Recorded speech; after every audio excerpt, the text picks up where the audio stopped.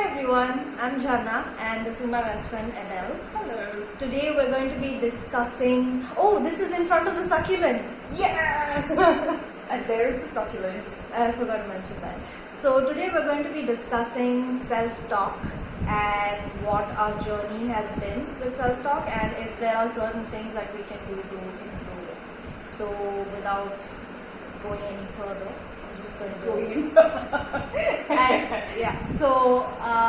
Self-talk, right? So how has your self-talk been? Do you have a self-talk? I used to, and I think it saved my life in many ways.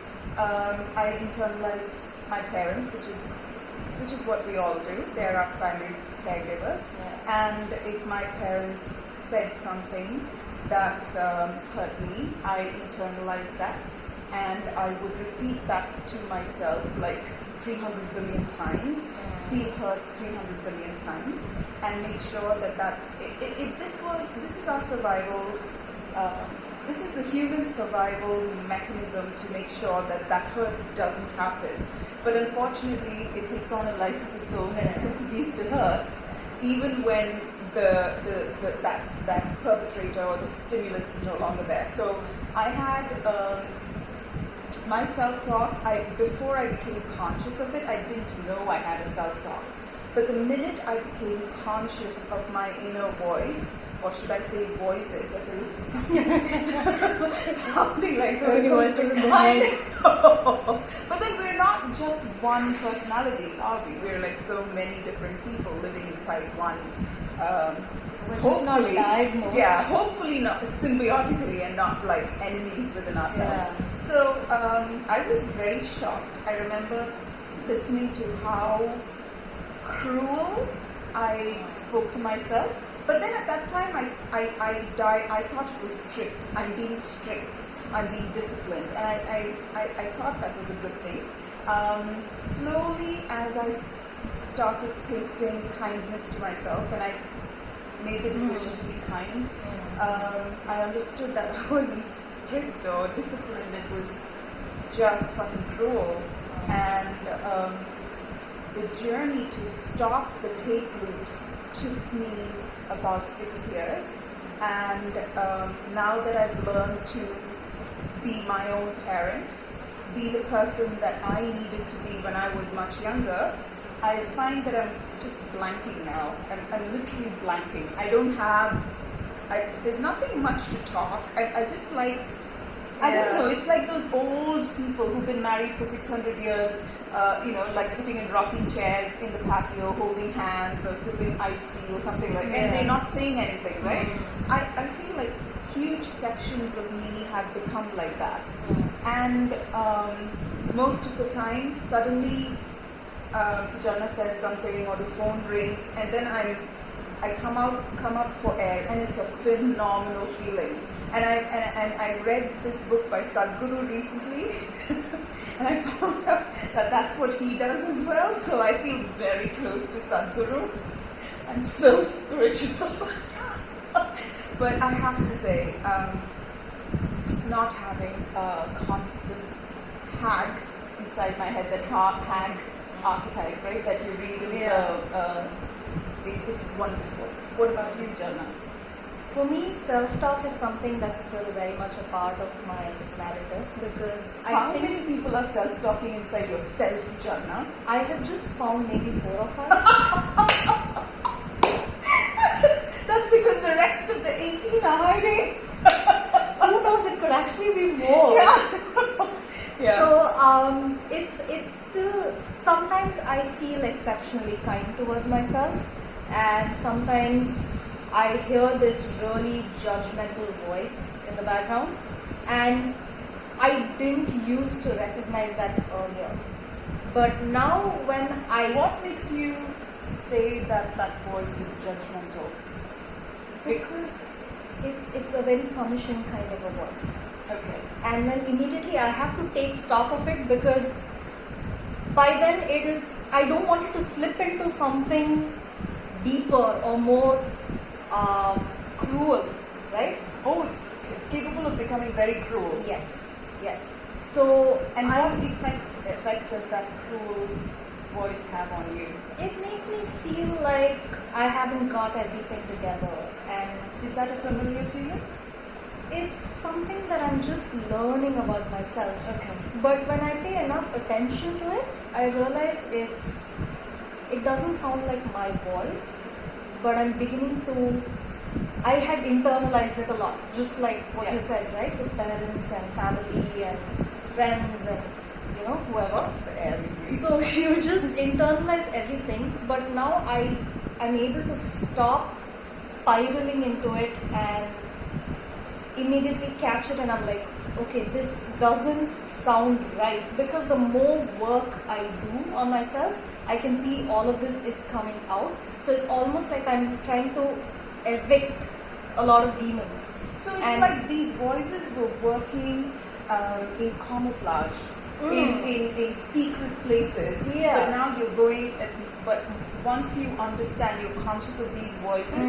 They're no longer hiding and pulling strings that you were not aware of before. Yeah, because Okay. recently something happened, I did something by mistake and I heard this really jarring voice, and I'm like, that doesn't sound like me. Couldn't have been me. I have a lilting voice of a nightingale. You Also, oh God! I said that, but I just goof on so loudly. Okay.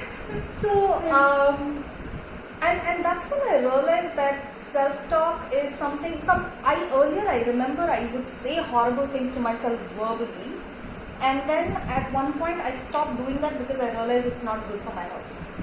And then I'm noticing that the more I try to understand who I am as a person, a lot of these other voices are coming out, and I'm like, that is not something I came across. And I think for a very long time, those voices were keeping me safe. Yes. So why And- should we get rid of this self-talk? I'm not trying to get rid of it, I'm just trying to understand where it's coming from. Okay.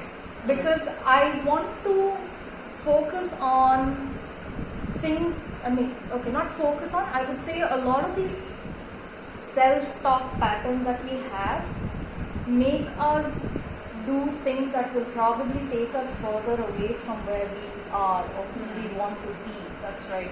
And From our personal vision of our yeah, life, right? and a lot of times when these things keep coming up in the background, I'm like, I don't want to believe this self-talk because I've internalized it. I'm able to see a little bit of a difference now, and I want to understand what is under that belief. And then I realize, okay, it's not my voice, it's somebody's voice that I just decided to adopt. Do you Because disagree with those opinions? sometimes I do, a lot of times I don't. Wow. But Wow. But when I start unraveling those beliefs one by one, Wow. I'm like, okay, maybe this is something I need to work. Okay. And it's not fun. It's not fun. It's really How not do you fun. unravel those beliefs? I do the work by Byron Katie, because The work by Byron Katie, the name of the process where you question every thought that arises in your head and every belief system that you have. This is a bunch of questions. It's just a very simple process that you write down. yeah. And, It's like a written meditation. Yes. And it gives me a lot of insight into not just what that core belief is, but it also makes me understand physically what I'm going through, and then hopefully understanding that will give me a little bit more power over the situation, or a little bit more sense of being in control, or being hopeful that all of these things that I'm believing it's just a belief, it's just something that I've chosen to believe. Yeah. Right? So a lot of times doing the work is not fun. I remember there was a time when I didn't even want to do the work because I was like, oh my god, these are things that I have to face. I don't want to. Yeah. But it's totally worth it. It gives you a good sense of trying to. You can literally pick out one strand from the other, and it's all out in the open. So that is something that I do. I did try doing affirmations, but for me personally, it didn't work very well. The reason affirmations don't work, and they didn't work very well for me either, is because we're on this end of the spectrum, this end of, and the other end is the affirmations. We are here thinking, oh, you are such a failure. And then the affirmation says, I am a success, and that going from this end to bam, this end of the spectrum can be quite traumatic. It is. It is a huge trauma, even if it is a positive thing. And unfortunately, because it is a positive belief system, we force it down our gullet, because we think we're doing something good to ourselves. The one thing that I found by trial and error, and also through the teachings of Teal Swan, is that going from a purely negative focus, which is your negative autopilot self-talk, which is saying that I'm a failure, to just coming to neutral gear. You don't have to push all the way to the affirmation, which is, oh, I'm a success. It doesn't work.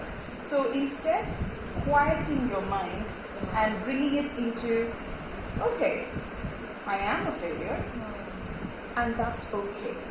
Yeah. Or finding something that's believable enough. Yes. For me, accepting that I'm a failure was a huge success. For me, saying, yes, I'm a failure. I come from a family where if you're a failure, it's, well, you may as well be dead, But I failed. I've tasted failure so many times over and over again. And yet, I lived in complete denial of that failure because I wore such a facade of success because I was so terrified that my actual failure inside will be visible somehow. So I used to suffer from a lot of imposter syndrome. I would go on the offensive with people when there was literally nothing to be feeling defensive about, And I just had a very traumatizing sense of paranoia about people, events, places where I could be caught with my metaphorical pants around my ankles, where I'd be exposed as a failure who's masquerading as the success. So, but once I was able to come into neutral gear, and neutral for me felt like, yeah, I'm a failure. I'm a failure. And that felt so good. It's just almost like there's this burden off. Yes. Right? Oh my God, and I spent an entire year just enjoying being a failure. And it was one of the most spiritually phenomenal experiences of my life.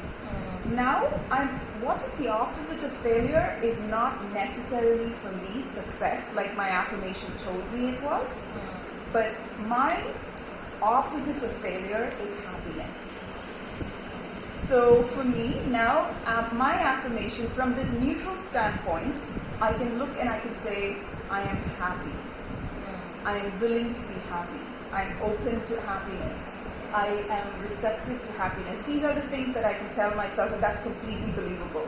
The opposite of failure for me was not success. So we should be mindful of the fact that our it doesn't have to be a diametric opposite. Yes. Yeah. So the language inside our head may not necessarily be words. They are impressions. Mostly they're impressions. They have gone beyond words. Yeah. And then to force ourselves from just being conscious of the fact that we have a policeman, so many policemen inside us is very, very good.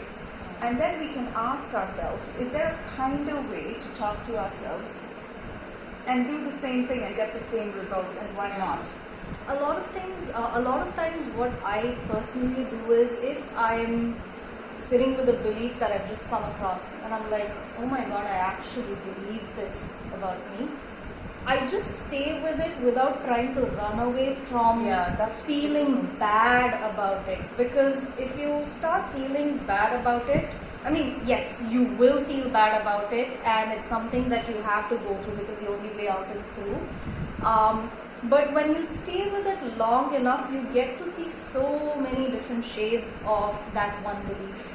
in terms of impressions, mostly in terms of impressions, and then sensations in your body. Yeah, and then you will start realizing, or you will start experiencing a little bit of softness towards that particular sensation that you're feeling, or you'll start losing that resistance. That at least that's something that I've experienced. And eventually you get to a point where you say, okay, this is what I believe, and like you said, right, this is what I believe, and it's okay, it's fine, it's okay to feel this way. And one other thing that I do is you can check out Teal Swan's video on parts work.